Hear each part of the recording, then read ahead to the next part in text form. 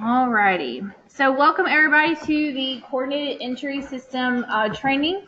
I know that the past couple of months we've kind of been in a transition stage, trying to get to the new way that HUD wants us to do coordinated entry.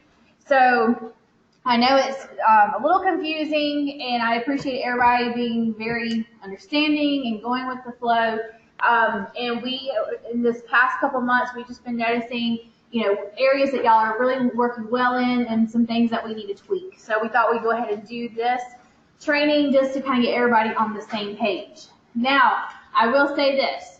The state of South Carolina met last 2 Fridays ago, and we are kind of looking to see how the other continuums of care are doing coordinated entry, and we are adopting some things that other COCs are doing and vice versa. They're going to be looking at ways that we're doing things.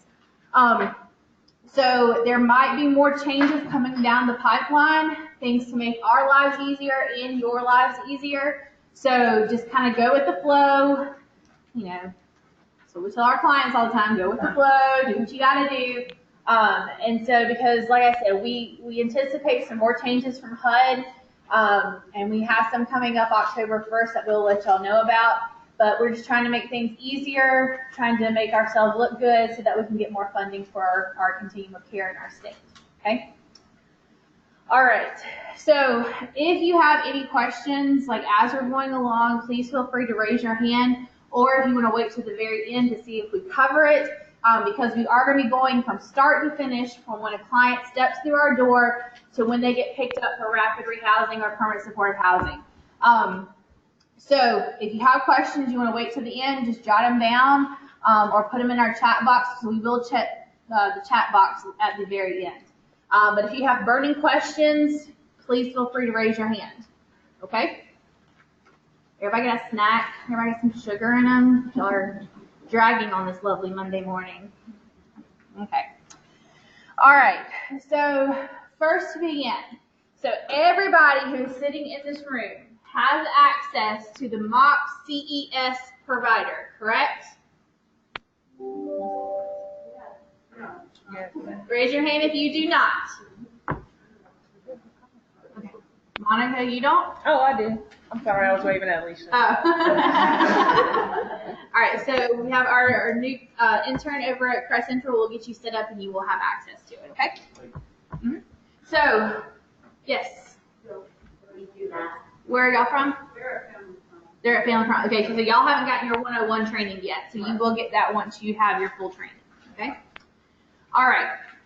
So over the summer, while people were having vacations and everything, we were here busy at work, transferring everything from the client profile over to the entry-exit method, all right? So nobody in this room or online can see the coordinated entry assessment on their client profile, okay? I know it's a shock. It's okay, don't worry, there are other places.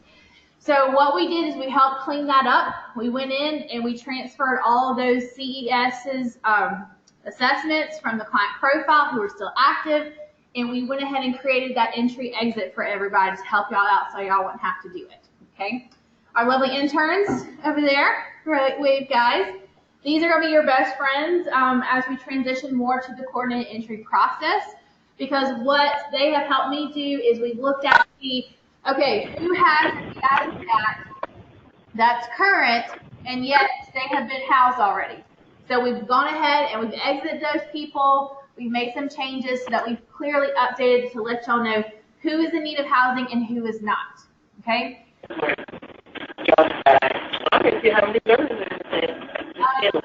you're online, please mute your phones, please.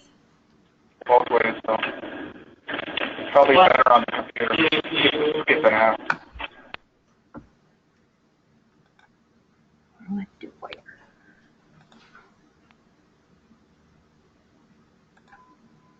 Okay. Okie dokie. All right. So, like I said, we've been really busy at work trying to get it all straightened out. Our interns have even put when they have updated VIs and added those to our entry exits. So we've done a lot of work, and thank you to those who have really stepped up, say, okay, let's go ahead and do this. Let's get this done. Especially to transitions, y'all have worked out a great method of making sure that everybody in your agency has a VIS for that done. Okay? All right. So, like I said, what we're going to do is we're going to go through start to finish from when a client comes into our agency and says, I am homeless, and to when they actually get picked up for rapid rehousing or permanent supportive housing. Okay? So, what do we call those agencies that anybody can walk into? They have a little decal that we put on their doors. And these are places that we've recognized that are really great at making sure that those people have access to emergency shelter, diversion, anything of that nature. MAP. What does MAP stand for? Very good, Olivia. MACH access point. Okay? So if you have not seen those decals, if you go out the front or the back, you'll see the decals on the windows. So like we said, these are agencies who said, they're putting kind of like a gold star on their door, basically saying, we're awesome, we're really great, we're going to help you. Okay? So that means, let's say, Kathy, I'm going to use you as an example, okay? You're going to be our friend who needs housing, okay? I like to point out Kathy because she's a good sport. All right, so Kathy sees that she's coming into an agency, and she sees this lovely decal, and she's heard from her friends that when I see a MAP or a MACH access point, these are people who can help direct me to help me find services and basically help me get onto that coordinated entry system list, or AKA prioritization list. Okay? Now raise your hand if your agency has a MACH access point sticker on your door. There you go. Yeah, there you go. So hopefully we'll have some more of those access points coming about, especially more in our rural areas, and we're really trying to make it known and let people know this is what this means. This doesn't mean I can give you, like let's say they go to Salvation Army. So they see Miss Debbie back there. Debbie, can you give them shelter right then and there? No. But what can you do? I can take an application, do prioritization, and look up the agencies that might be able to and call for them. Perfect. Debbie, gold star for you. Good. I hope Melanie's listening. Gold star for Debbie. That's exactly right. So let's say that a family comes into transitions. Well, transitions, can y'all take families? No, ma'am. No, you cannot. So they're going to call one of our partner agencies that may be able to get them into emergency shelter. Okay? This is when you're going to have to make friends at your table. Make friends at your mock meeting. Okay? Go visit other agencies. Learning who can serve which agency. This is when you're going to do your homework and become besties with some people that you're in your area, right? Yes, there we go. Everybody nod your head. Because if y'all were here and Karina was here, teamwork Makes the dream work. makes the dream work. That's exactly right. So it makes it a whole lot easier if you have a bestie over at family shelter and you can say, Monica calls over and says, hey bestie, I have a person here. Can you help them get into emergency shelter for the night? Of course, they're going to say yes because you're my bestie, Monica. Hopefully, right? Okay. So let's say that they call her to family shelter. There's nothing available. What is something else that we're also going to try to do during this point where they're entering an access point? Starts with a D. Diversion. Diversion. What does diversion look like? Basically, you want to try to, first of all, if they're in a place where they can stay, the things that's happening in their space at that point in time is not working out, you want to try to see if you can help them work it out to stay where they are, number one. And then if you can't, then you go through the process of trying to help them to get somewhere. Exactly right. So you're going to try to find, like maybe it's talking with that landlord to say, hey, listen, we're working with him, but I need you to give us a couple of days. Okay? or it's contacting maybe a family or friend on their behalf. Because I know a lot of times, raise your hand if you have that client who you've tried and tried and tried and tried with, and nothing gets through to them. Go ahead and raise your hand. Yeah. Okay, but you never know when that millionth time it's going to actually click. And you never know when a family member might say, okay, I can see that Kathy is really making an effort to try to get help. She's making friends with agencies, and they're trying to get her connected and get her help. So maybe this is showing that Kathy's on the right road. I'll take her in for a few days. You never know when that's going to help. Okay? So, once again, an access point, having somebody come in that you don't serve, you don't turn them away. You give them options. You say, this is what you can do. All right? Do not just say, oh, can't help you, hang up the phone. Because the access point can be in person or it can be over the phone. So please make sure we're not just turning people away. Put yourself in that person's shoes. Do you want just somebody to say, sorry, can't help you, bye? No. We want to try to give them the best experience that we possibly can. All right? All right, so Kathy comes into us, and she is ready to go ahead, and the first thing we're going to do is we're going to go ahead and get her recognized as being in a homeless situation. It's kind of like turning that bat signal on. It's just like when they need Batman, they turn on the light to recognize, hey, we need Batman. Well, this is what we're doing. We're turning on the bat signal for our clients to say, this person needs housing. Okay? All right, so what is the first thing I'm going to do when I get into HMIS? Come on, guys. You're going to see if they already exist in the system. Exactly right. So we're going to find Kathy Test. Going to search. All right, so what happened if you found out that a client has 2 profiles in the system? We email Helen. Not call Helen. What do you send Helen a ticket? That's exactly right. Through Cognito, you're going to send them that ticket through that link I provided you. That link is going to be your best friend. That is your reset password, which you should already have saved. That is to merge duplicate clients and numerous other things. So if they have 2 profiles, go ahead, submit that ticket. When you see that it's closed and done, then you can go ahead and find the client. Okay? All the profiles will be merged. All right. So Kathy is not in the system. So I'm going to go ahead and add a new client with this information. Okay. And we're going to backtrack with Kathy. Okay, we're going to say she came in on New Year's Day, and we're going to set new back date. Okay. What's the first thing I do?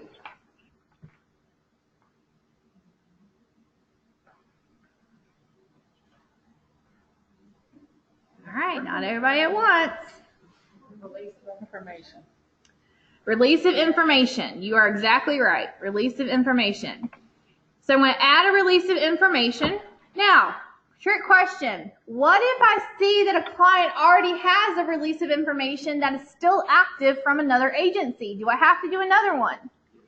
No, you do not. So if Kathy had gone to Salvation Army a year ago, unless we still were doing our 3 years at that time, and Kathy's ROI is still good, you do not have to do another ROI on the client until it expires. We technically only need 1 ROI to be active during that time frame. So that's going to save you some time. Woohoo! What did you say, Tamika? 3 years. Yeah, 3 years.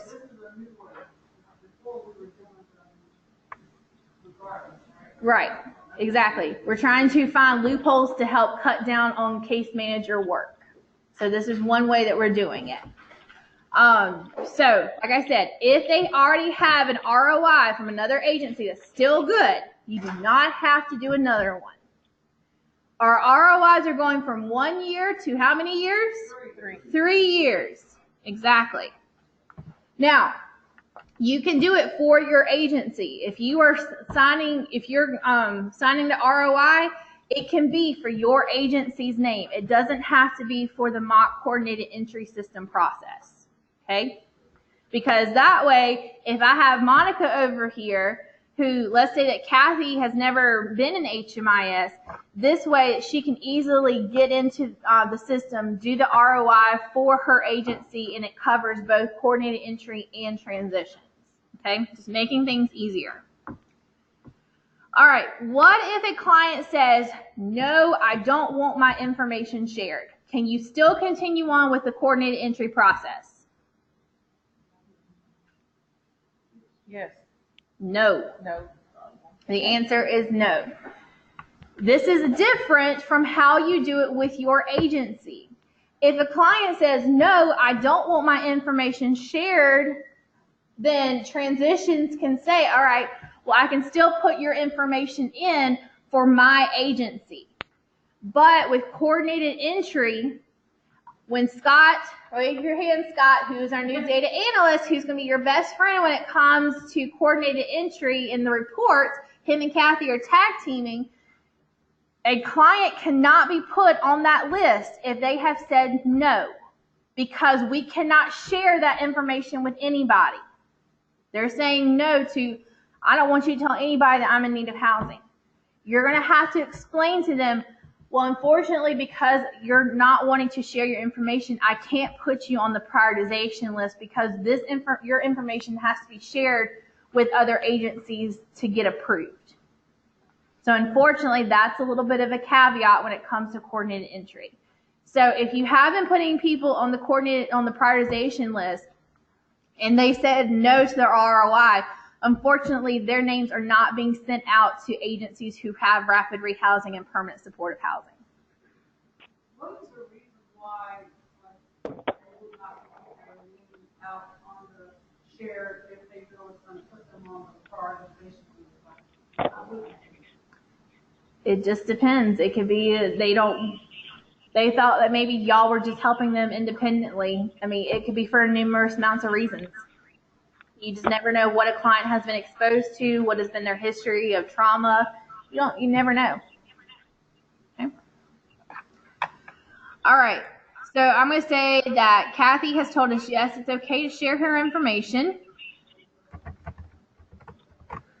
Oh, not 2020. Just kidding. All right. What is our documentation? Sign generic consent. Sign generic consent form.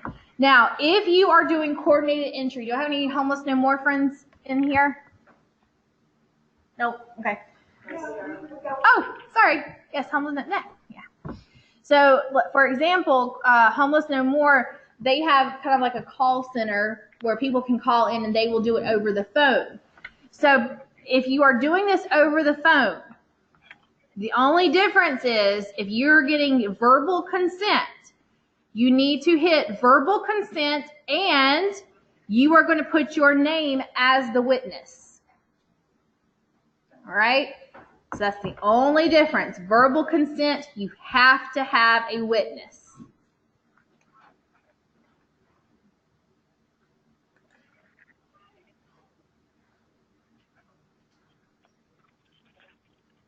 All right. Everybody good so far? All right. Okie dokie. So because Kathy is a single person coming in for services for coordinated entry, we don't have to worry about the household section. But if you are getting folks who are deemed family, and remember, it's not your traditional family, it could be a grandparent, it could be a spouse or partner, it could be two friends who are family, okay? You want to make sure you're putting the household and creating this household in HMIS.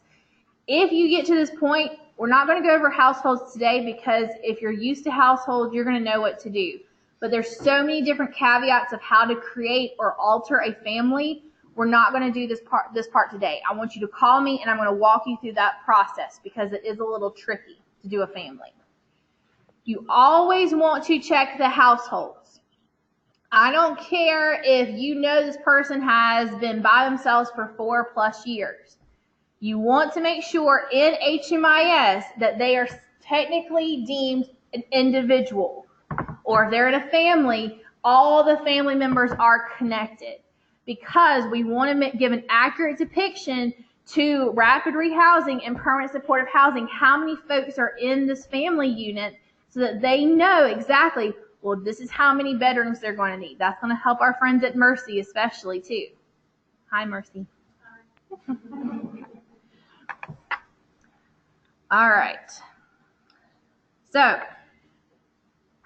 I have a question. Okay, tell me. So transitions, we get individuals, but sometimes they have lingering households. Should we contact you with a ticket and have those erased, or just leave them in their households? You call me and let me walk you through it the first time. Okay. All right. Now we are going to go to client profile and we're going to fill in Kathy's information. All right. So client record. Go ahead and fill all this in. Guys, if they have an alias that is not on their driver's license or ID card, please put that into this section. Because if we're calling something Kathy, but she goes by Sparkles, then we're not going to be able to find her because everybody knows her as Sparkles. Thought that would brighten your day, Kathy. All right, everybody knows what to do with social security numbers, correct?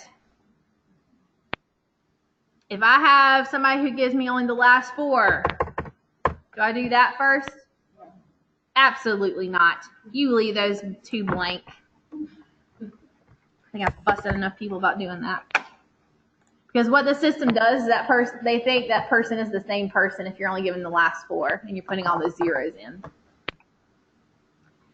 All right. We're going to say that client refused because Kathy's being a little pain about her social. All right, U.S. military veteran.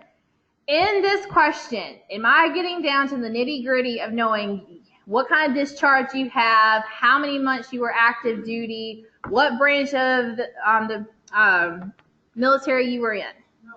No. The only thing I want to know about when I'm asking you are a veteran, did you go to basic? Did you graduate from basic training? That's all I want to know with this question. That to HUD is a veteran. We're not getting into the VA standards of what a veteran is. Okay? I will not get on my soapbox about that today. So we're going to say no, Kathy is not a veteran. So we're going to save. And then I'm going to click on over to entry exit.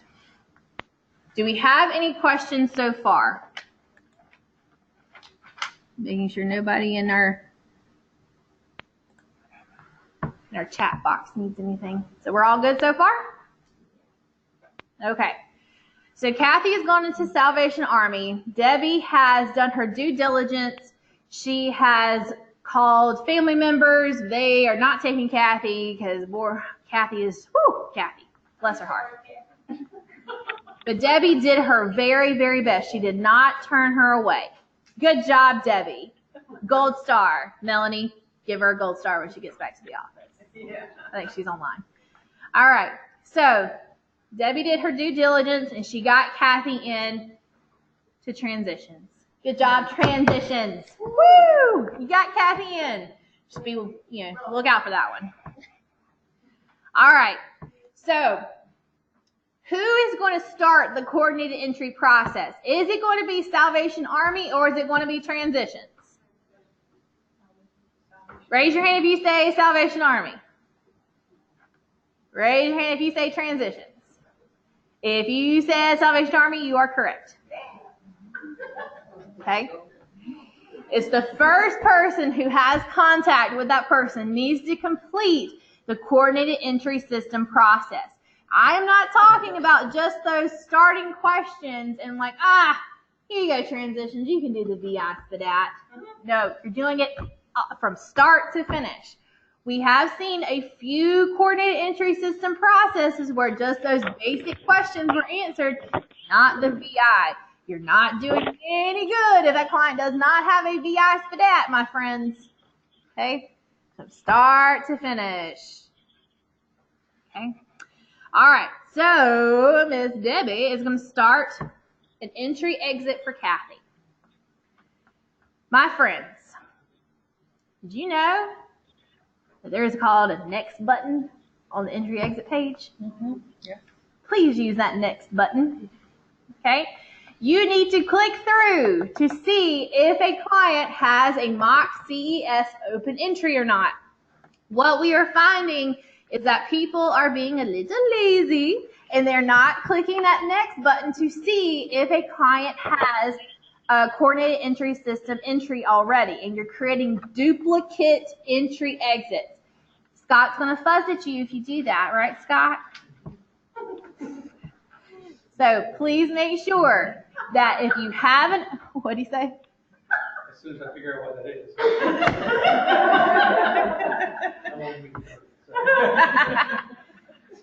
Jeez, Scott, a little mystery in your life. Come on now. So please make sure that if they have an open entry, you work with that open entry as it is. Okay. Question. Yes. We've been finding clients with duplicates. Do we send another ticket or do we just close one of them out? No, you send that to me. Let me take care of it. Because I'm going to do some investigation about who's doing that. Dun, dun, dun. Right now. She has my solo. Yeah. And what you can do for now is just put duplicate client, and when you go to do that, just put a note has duplicate CES for right now. We'll make that work. Okay. All right. So Debbie is going to add an entry exit. Now, is she going to choose a Salvation Army program? Guys, to get them into coordinated entry, is she going to choose one of her Salvation Army programs to stick her in? Everybody say it with confidence. No, just the coordinated entry system program.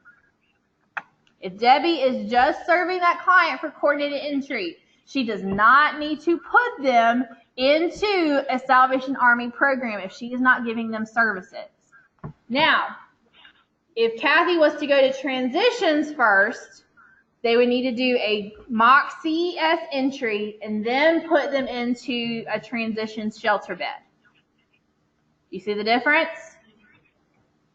So they're serving them there, so that's when we do two. All right. Get a little loud. Karen had to close the door. All right. So what type do we choose? Standard. Standard. You choose the wrong one, the assessment will not populate. So we're going to hit save and continue.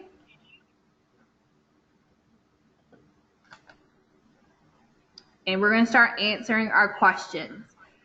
My friends, if you see that questions have already been answered in the assessment, does that mean you just like, oh, yay, it's already done, I'm going to skip those questions? No. No. You want to verify to make sure that information is still accurate. We've been seeing a lot of issues with that, especially my folks I work with in York County, is that if you're not changing that county of where they are, we've actually seen a lot of people who are showing up in York County, but they're actually down here in Richland County. So you got to make sure that those questions are answered as of what's going on with the client when they step through your door. That same goes for your other entry exits and your shelter stays. You have to make sure that information is correct. Even if they're in the same agency, like Transitions has multiple programs, same thing. You've got to make sure that data is updated of what's going on at that point in time. Okay? All right. So what are we going to say that Kathy is presenting herself as county of current location? Richland County. County from which you last came. What do we want to say? Rock Hill. So we're going to say York County. Guys, this is very important because we are seeing some folks who are coming from out of our count, like our continuum of care and even our state. And if we see a large influx, that puts up red flags for us. And we are starting to do investigations to figure out why are people just randomly sending people to Columbia. Okay, so answers these accurately. All right, county of last permanent address. All right, York. All right, so she's not from out of state. If you are from out of state, what brings you to South Carolina? And don't say that one-way bus pass that some cities like to give out to people. New opportunities. Okay. All right. Any questions so far? Yes. So, like when they transition between, let's say, women's programs and women's extended programs, like all of that should change. County they came from is not Richland. No, because you're not touching this. I'm not touching phase one. That's if they're going in between programs. This is coordinated entry. Gotcha. You don't have to change the coordinated entry, but you need to change your transition program Thank you. data. Okay. Yeah. Good question. Good job, Monica. Gold star. There's nobody giving me All right. All right. My interns, raise your hands again. All right. Are they cute? Aren't they lovely? No, not our Crest Central interns. I mean, you're cute too, but come on now. All right. Are they cute? Aren't they adorable? Don't you want to make their lives a whole lot easier? Yes. Okay. Do we see our rapid rehousing friends in the room? Do we see our permanent supportive housing friends? Y'all raise your hands in this room. Okay. Are they cute? Are they adorable? So cute, right? My friends, please put some contact information for these clients if they have it. Bless all goodness gracious. We can't do anything with these clients if we do not have a way to contact them. You can put their information. You can put their best friend's information. You can talk to their Aunt Louise, who they visit every Friday for dinner. If Monica is her caseworker, you better put Monica's number on there so she can run her down. Do it anyway. All right. So we're going to add some contact information for Kathy. So this is self. And do not delete a number if you call a number and says, this line has been disconnected. Leave it on there because you never know when that number might be turned back on. Okay? So we're going to put down Kathy's number.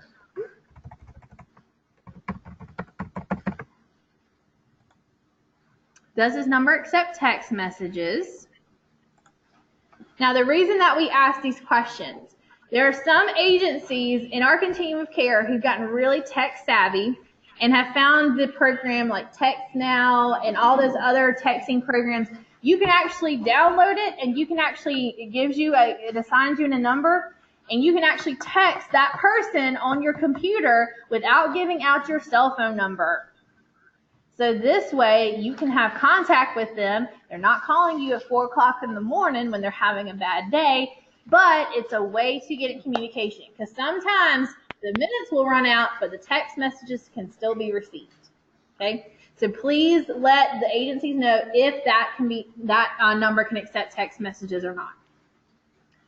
Email addresses. We are getting some contacts back from email addresses saying, yes, I'll call you at 3 o'clock or when's a good time I can come in. Because we do have a lot of clients who visit and frequent our libraries. So please try to get an email address if you can.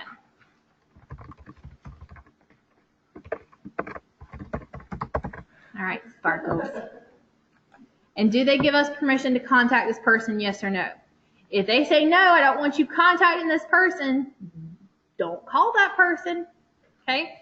We have agencies who are using this question as their emergency contact information. So this is why we're also doing this as well. And guess what? You can add as many as you want. It's not limited to one. Yay! Now, it's also good to put down where do they frequent. So if Kathy, where do you frequent at what time? It's a good place if I need to find you. Ooh, Starbucks. Fancy sparkles. When are you there at Starbucks, most likely? 24/7. 24/7. Wow. All right. So which Starbucks are you at, Kathy?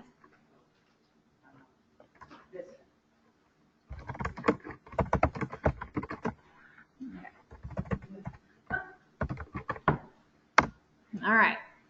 We are going to use this information to try to find our clients. So if they don't have a number that's working, we're going to send out our lovely outreach workers. I don't think we have any in here, do we? Kathy, where are your outreach workers? Outreaching, yeah. So we want to make sure that if we don't have numbers, we can tell the outreach workers, here, go try to find Kathy at Starbucks in the Vista. She's there 24/7. So that way they can easily find her. Okay. Right now, since she's working with Debbie, she's just getting into coordinated entry.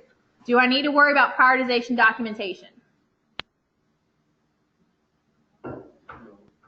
No, you are correct. That comes later on in the process. All right. Now, we're going to start the next part of this. Housing documentation checklist. This is something new. This is some few things that people have been skipping over, and that's okay. This is where we're going to hit it now. So most every program that we have who is rapid rehousing or permanent supportive housing, they need to see an ID card or a driver's license. They're going to need a social security card. And if they are getting into permanent supportive housing, they're going to need that disabling condition information. Okay? Well, Debbie is going to ask Kathy, do you have any of these three? And Kathy said, yeah, I have my ID card right here. So Debbie is going to come in here and say, yes, she has an ID card, but she does not have the others. So when Kathy goes to transitions, what's transitions going to do? We're going to send her to Strong Farming Building to get her Social Security card. You are exactly right. Gold star mom. That's right. You're going to send her to go get her Social Security card. You might have to outreach to Mercy, the Mercy staff, and say, hey, let's find out if she has a serious and persistent mental illness. So that way you know what has already been done and what still needs to be done. So that's an easy go for the caseworkers. All right. So put down the interviewer's name. I can't type today. Agency, Salvation Army.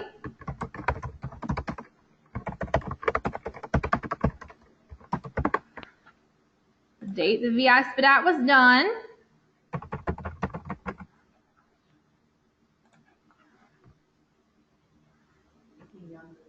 You make you younger? How young do you want to be? What you want your birthday to be, Kathy? Sparkles. 6/24. 1993. Nice, nice. All right. So what type of household is Kathy? Individual. What's her relationship to head of household? All right. Disabling conditions. We have not added this part to this assessment just yet, but we are contemplating adding the HUD verification section that gets into what kind of disability do you have? Is it serious and persistent? Okay, so that's probably coming down the pipeline very soon. So that includes, who can name a disabling condition that counts?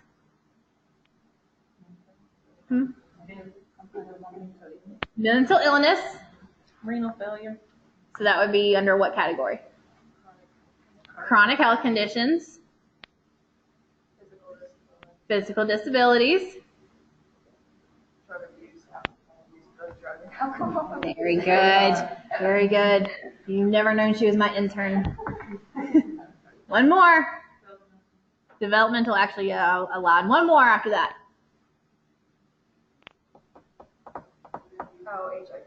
HIV/AIDS. Very good.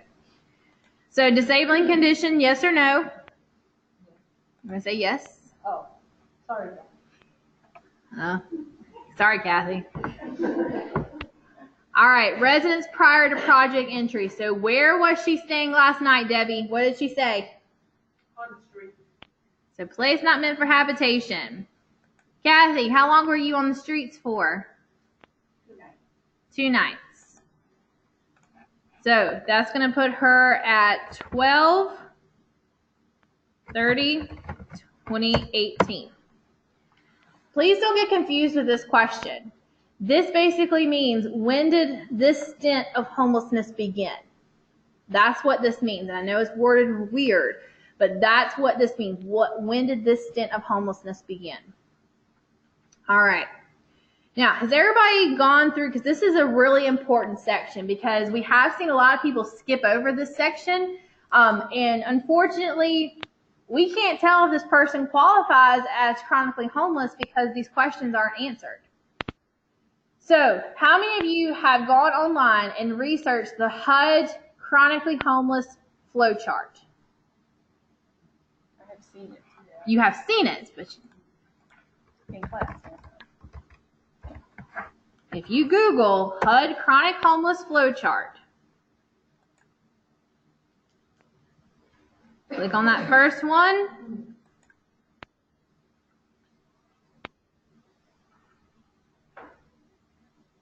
This flow chart is going to help you really get into what counts as time homeless and what does not count as time homeless. So if a client has been in prison for 120 days, does that time count as time homeless? No. What about if he was there for 89 days?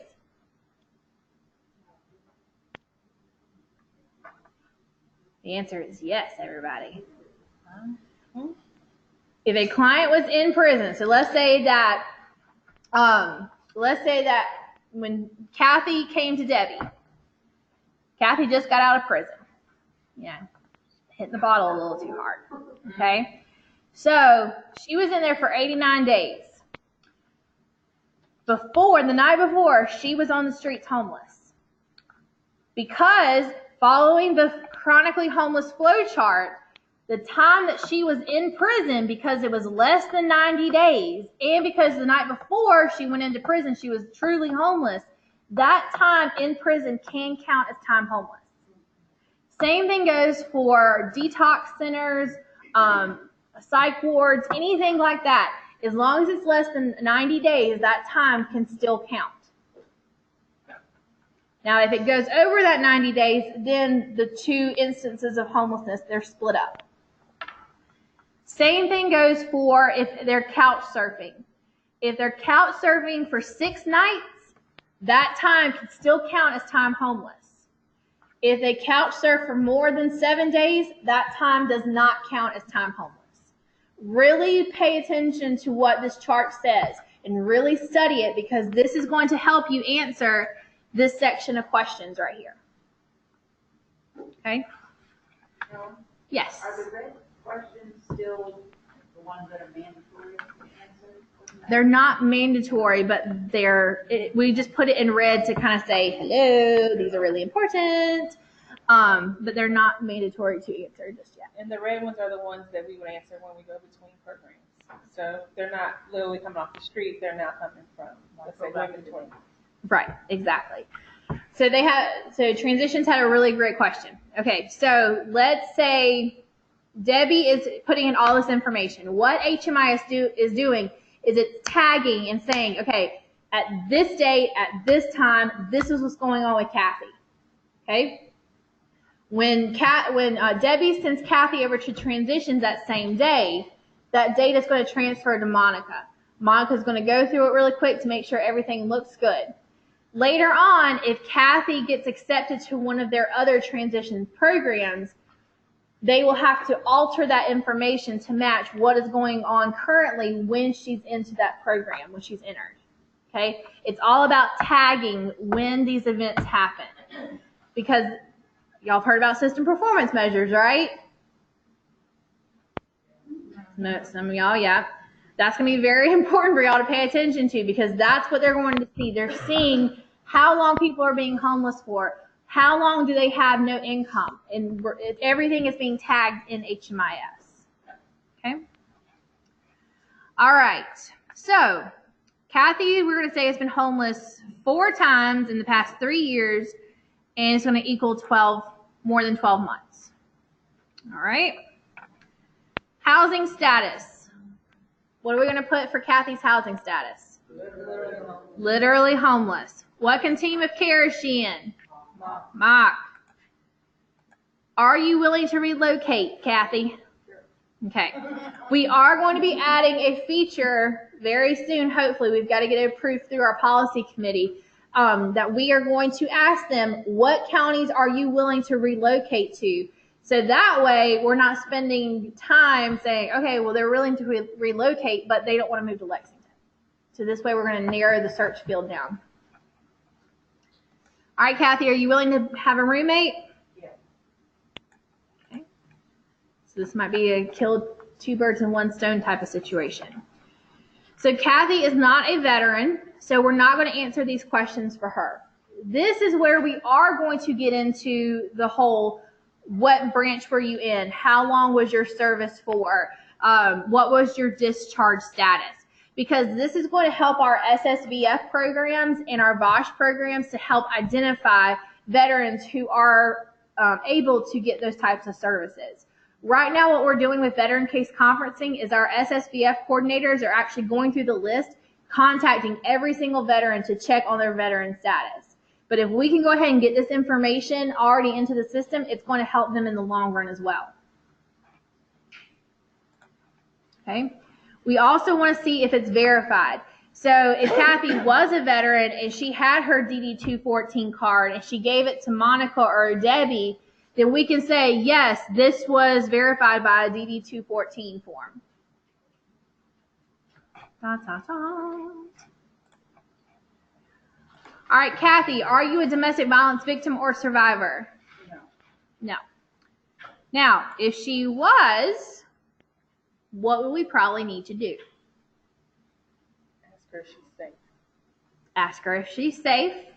Find out, is she currently fleeing? And if she was fleeing, who are we probably going to send her to? Sister care. Sister care.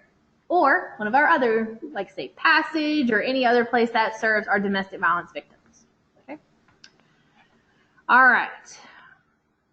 Any questions so far? Check my chat box. Thanks, Leslie. She's answering no. All right. Okie dokie. So let's get down to our VI SPDATs. So which one are we going to do for Kathy? The first one. I heard a couple different things. Say it loud, say it proud. The first one. The top one. Okay. All right. So somebody tell me what the top one, the VI SPDAT 2.0, what kind of clients are we going to be doing this VI on? Individuals over the age of 25.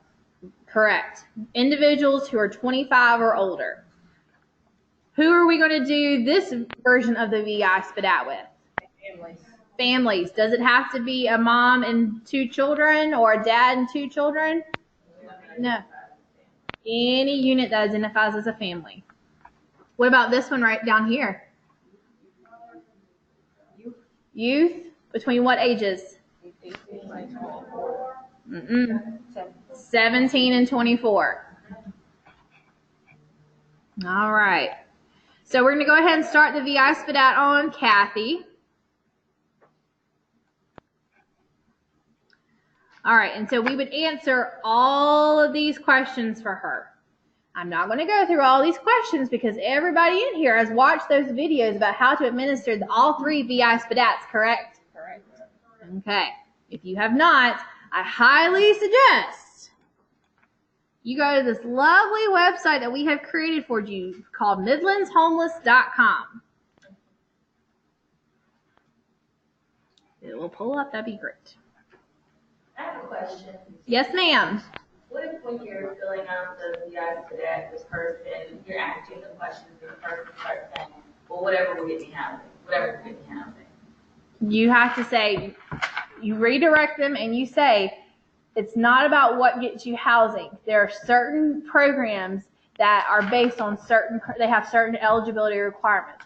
What we ask you to do is to answer these truthfully and honestly, because later on down the road, if you are deemed that you are eligible for the program, they're going to investigate to see if these answers are correct. And if they're not true, then unfortunately you won't be eligible for that program. So, learn HMIS, training resources, coordinated entry training, and you can watch these lovely training videos that walks you through all the steps. Okay. All right. So we're going to calculate and save. If you skipped any, it's going to let you know. Okie dokie. So here we go. What score does a client have to have where they can get permanent supportive housing? 4. Permanent supportive housing. 8 and above. Rapid rehousing, what scores? 4 to 7. And then 0 to 3 is your diversion. So 0 to 3 means that they're not going to be up for any type of housing services. So you're going to have to work on finding jobs and other resources to help those clients because they're not going to be anywhere on our radar, unfortunately. Okay. So when Kathy goes to transitions, will transitions do another VI SPDAT on Kathy? Only if she has a significant life change. Say that S word one more time. Significant. Say it loud one more time. Significant. Significant. Like Kathy found a job. Yes, that is a significant life change, my friends. The only time we do another VI SPDAT on our clients is if it's expired or they had a significant life change. Do not go into HMIS and say, oh, I know this client better. I'll do another one on them. You don't know that. You don't know that. You have to respect your colleagues as being professionals and knowing how to work with clients. Okay? You're not the end-all be-all. They're not the end-all be-all. Trust each other. Okay? Don't make extra work for yourself if your colleague, who is a trained professional, does the VI on them. Trust each other. Okay? Okie dokie. Got on my soapbox about that. Trust significance. Okay. So because Kathy is not over the age of 25, do I need to answer these remaining questions for her? No. No, you don't. Not at this point in time. We might be adding these questions, but for right now, you only do these couple extra questions if they are under the age of 25. Okay. All right, so I'm going to save and exit. So what does this mean when there's no exit date for the entry exit? She's still in MACH. She's still in need of housing. If she does not have an exit date, she is still in need of housing. Okay? All right. So I'm going to get out of my backdate mode. All right, so I'm going to go back in. I'm going to find Kathy. So today is the 20th. Yes, Jamie. Question about okay, so when they're in MACH, CES, of course that means they're not entering the program, we're just filling out the information. So if you're the organization that's housing that person, you know how normally if they don't have an exit date for another program, that other agency has to exit them. So if you see that it's just a MACH coordinated entry system, can you go ahead and put an exit date for the date, for the program?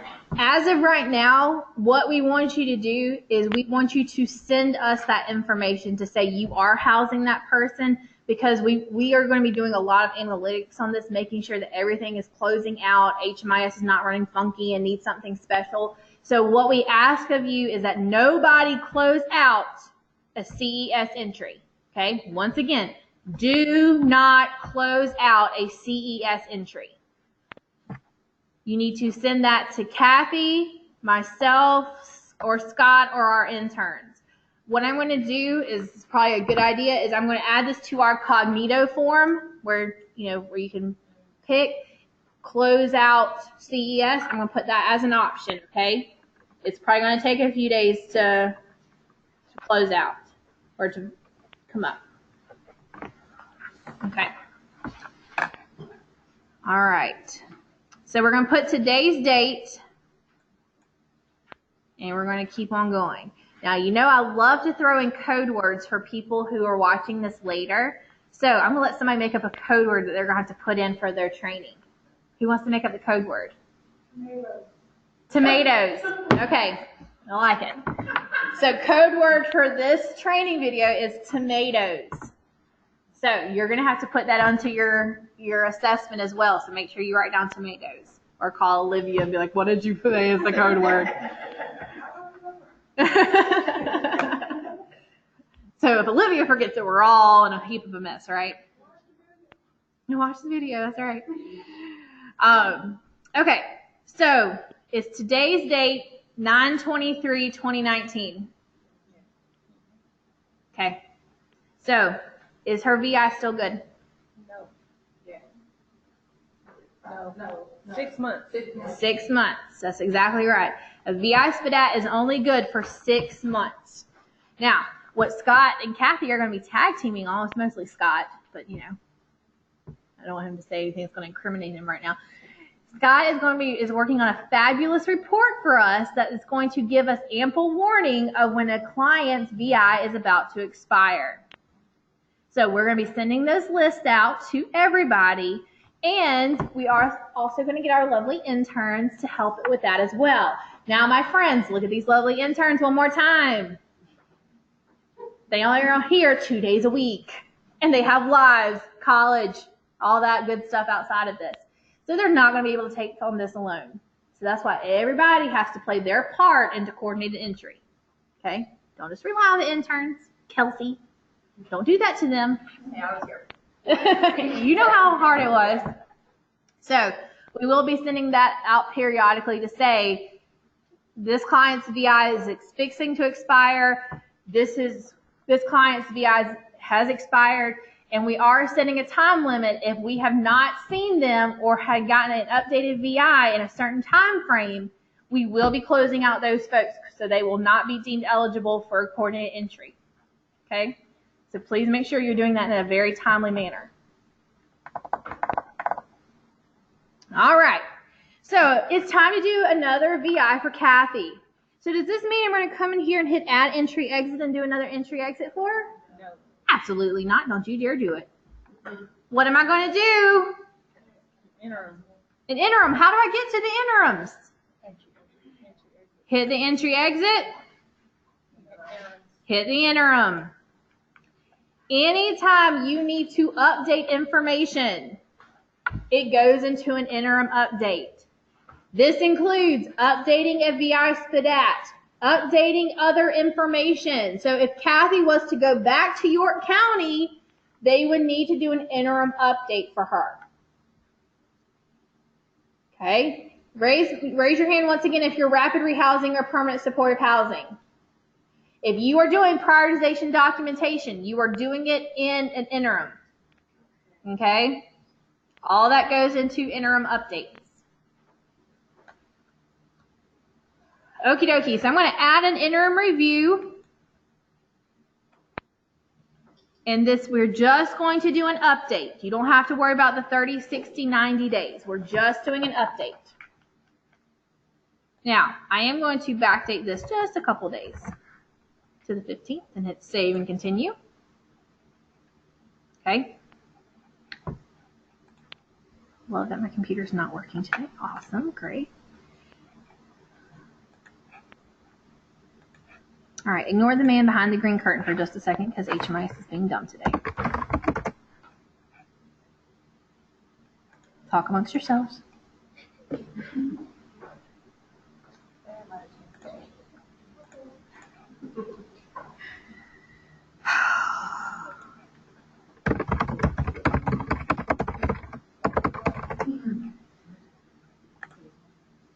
All right, let's see if that it's actually going to work for me today.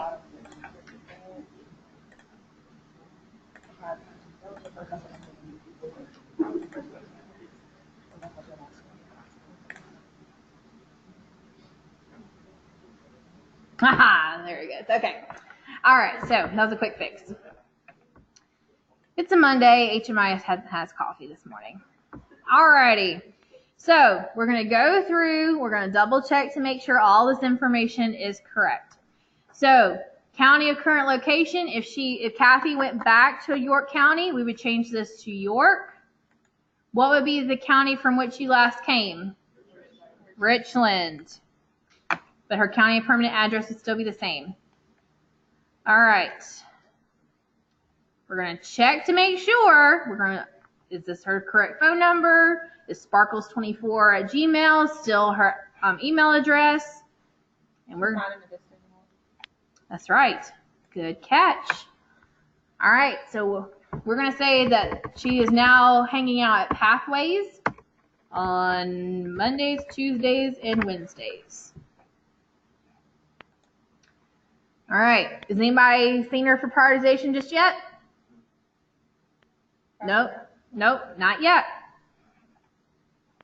All right. So we're going to say that transitions helped her find her Social Security card. Good job, transitions. But we still haven't gotten her disability information. Save. Keep on going. All right. So she presented herself at Family Promise of York. So Ms. Leslie took over. So Leslie will put in all of her information.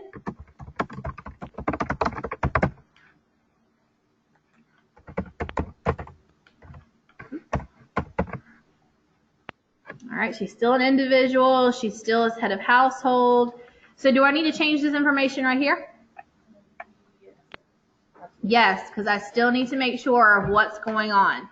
So she's still not in a placement for habitation, but she has now been there for 90 days or more, but less than a year, because from when she started to now, she has been in truly homeless situations.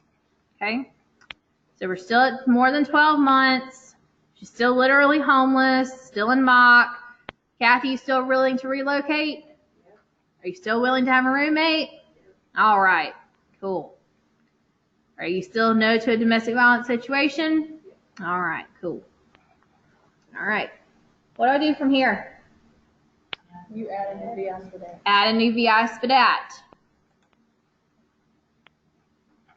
So come in, do your thing. I'm not going to go through all of this. And save. No, I don't want to answer those questions. Do you ever tell the client what their score is? No. No. You never tell them their score. Do you ever tell them where they are on the prioritization list? No, because that can change from minute to minute. Okay. All right, so we've updated Kathy's information. Leslie did all that. Gold star Leslie. Woohoo.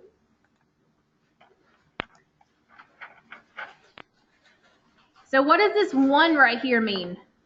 It has one It was been updated one time. Okay, updated one time. If you want to check out their information, you need to click on the interim page and click on the pencil, so that way you're looking at the most accurate information. Don't look at that entry information, because that's going to give you old information. They may not meet the criteria if you're looking at old information. Okay? All right. So let's say that Scott and Kathy have been working on the prioritization report, and they have been sending this out to clients. We may be changing the way that we're asking people for the, how we're helping them get off the prioritization list. We might be doing it on a case-to-case basis. You might be sending us your eligibility requirements, and we go through and find those clients who meet your eligibility requirements. But that's going to take a lot of work from the other folks in the team of care, and you have to be very specific of what you need. Okay? So that is something that may be coming down the pipeline, so just be on the lookout. So let's say that Scott and Kathy send our friends at Columbia Housing Authority a list of folks who are eligible for their program. Kathy is the first person on that list. Okay? So on the 16th, they contact Kathy, but she's not eligible. So does that mean that they don't worry about this? They keep going to the next person? No. The answer is no. You have to put down, if you're contacting them, what happened with that contact.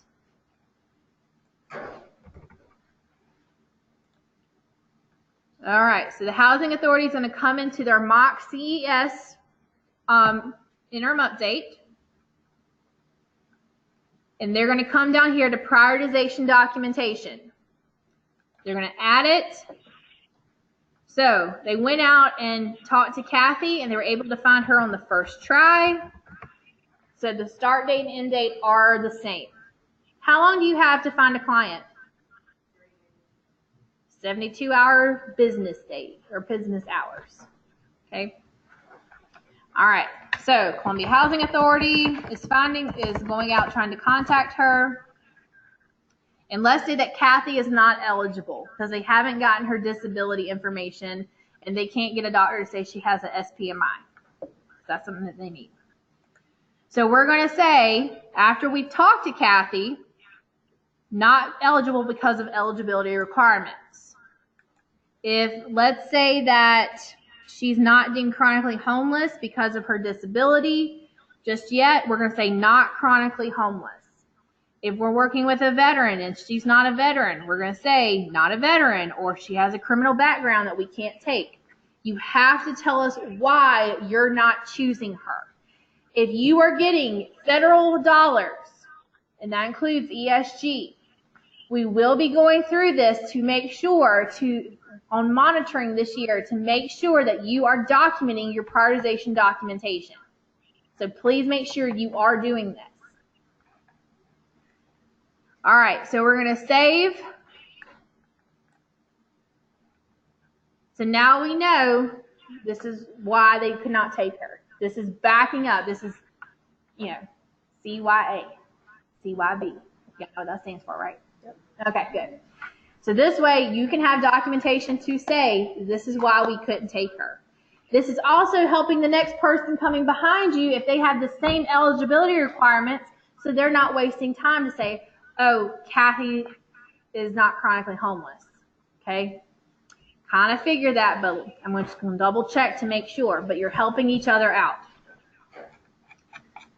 All right. So we're going to save and exit out. All right. So Kathy wasn't eligible for that particular unit for the Housing Authority. Mercy comes along and says, all right, Scott, this is what we need from a client. Scott sends Mercy those lists of clients. So Kathy comes up.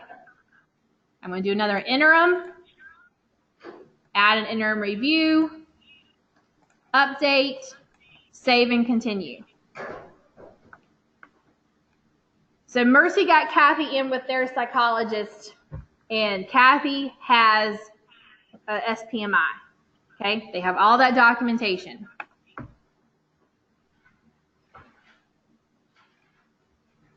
So the first thing I'm going to say is, yes, we do have that disabling condition information. Save. So since Mercy is accepting Kathy into the program, and Kathy has said, yes, I would love to be part of Mercy's housing program, they're going to come in here and say, we contacted her today. She said yes to Mercy. Accepted. Yay! Mercy, y'all found Kathy housing. Good job. Woo! Save and continue. Now we know that Kathy is good to go. Okay? Guys, once again, if you see on the prioritization documentation that the client keeps rejecting housing, do you just give up on them? No. You keep reaching out because they may not have been ready 2 weeks ago, but they're ready now. You just never know when that light bulb is going to turn on and they're ready. You just never know. Okay? All right. So yay, Kathy has found housing. So what is Mercy going to do after Kathy is placed into her apartment and she is ready to stay that first night? What are they going to do? They're going to send me a ticket. You're exactly right, because we need to close out Kathy's CES entry. Woo! So remember, we are closing her out the night that she stays at her apartment. Not when she signs paperwork. It's actually the night that she stays there. So let's say y'all are really quick and y'all got her in tonight. Man, she was ready to go. So we're going to say completed program, and on our end, and we're going to say permanent housing for formerly homeless persons. Save and continue. All right. You don't need to worry about any type of exit information. We're just going to exit her out. So that's Kathy's process from the day she went to Debbie to the day she was housed at Mercy. Good job. Team effort, continuum of care. I have a question. Woo! So let's say it transitions, they get housing, but it's not through permanent supportive housing or rapid rehousing. Do we still need to send you a ticket to Yes. close them out of it? Yes. If they are leaving, let's say that they're getting rapid rehousing, or let's say that you got them housed with a family member on a permanent basis, not couch surfing, but they're actually changing their address and they're living there full time. That is a positive destination that we need to document. Okay. Even a halfway house, that is still a type of housing, and we need to show that they're no longer in need of housing. Okay. We have a minute. Okay. That's okay. That's why we're having this training. Yes, you can send a few names on one ticket. That's perfectly fine. Please send ID numbers and not names, because that makes it a whole lot easier on all of us. Okay. I know that was a lot to take in. Yep. How It far is. back do you want us to try to go with these? Huh? How far back do you want us to try to go with these positive? You don't worry about backpedaling. We are backpedaling for you. We are doing some analytics. We are running some reports to help figure out who has already gone into permanent housing. Okay. So that way y'all do not have to backtrack. Just go forward. I was racking my brain. Just go forward. Okay? All right. This is going to be so much easier, guys. We have already identified over 200 people so far this year that we have housed. I got a question now. So let's say I housed somebody in the colony apartments and they stayed there for 2 months and then they lost their job and they came back. So we opened a new CES. You are exactly right. I gotcha. Yep. If they were housed and they went back into homelessness, you open up a new CES. It seems like a lot, especially to our new folks, but once you get into the habit of doing it, it's going to go a whole lot easier. You're going to be able to quickly see, and this is where Scott's going to come into hand again, be able to show how many people that your agency has helped get onto the prioritization list. And so like we've said, we're adding all those family members in, guys. We're not just looking at the head of households anymore. So we're checking and showing every single child, in-law, whatever you have is going into coordinated entry. So when you check somebody in, if they have household members, you make sure everybody's checked. You do it for every single person. They all have a CES entry, but only the head of household needs to have a VI. Okay. Like I said, I know that was a lot. All right, I'm going to check to see if anybody in our... All right, so Rebecca Ferguson says, do you change the name of the person interviewing for the update?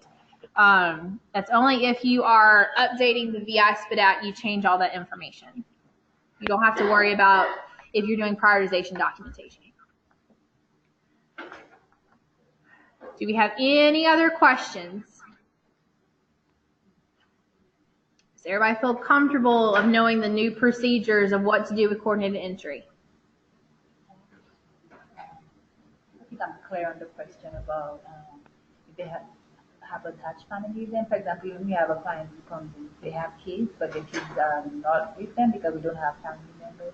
Mm-hmm. So would we still do an entry for the So if the children are living, like let's say Kathy has 2 children, they didn't come with her to transitions. Maybe they're staying with an aunt for right now, but they are homeless as well. They're just babysitting while Kathy can try to go get help. Then yes, you would add them to the household. Okay. Yeah. Yeah, If okay. they are, if DSS has custody of them because of Kathy's homeless situation, you do not add the children until they are with the family and they're reunited with the family. So only if the parent has custody and they're just getting babysat by somebody. Exactly. The parent still has to have custody. Yeah, the parents still have to have custody. Okay. Yeah. Yeah. And so for those who are not familiar with adding families together, I will show you in coordinated entry how to make sure you tag all the family members in a coordinated entry system entry. But if we tag parents that have custody whose kids aren't with them, then we need to do a family bias for that. Correct. Lord have mercy. Yeah. Only if they have custody, remember? But we have a lot of parents that have custody who just don't have their kids. Helen, do we have the date yet for like new interns for this year, like when they're going to do the HMIS one-on-one training? Yes, ma'am. That calendar information was sent out to everybody. What is it? What's the date?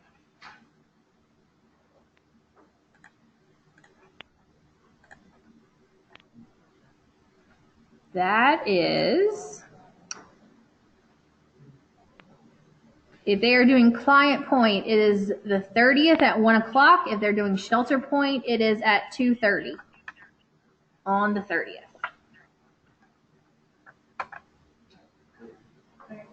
No problem. Okay. All right. Any other questions about what to do with coordinated entry? All right. Be on the lookout. There will be some minor changes as we go along. We're still waiting on WellSky to update the system with the new 2020 data standards that we are supposed to start implementing next week, and we still haven't heard anything. So just be patient with us. There are some stuff coming down the pipeline. We just have to wait on them, unfortunately. But if you have more questions, please contact Kathy, myself, or Scott, or our interns. So Kathy, Scott, interns, do y'all have anything to add before we close out?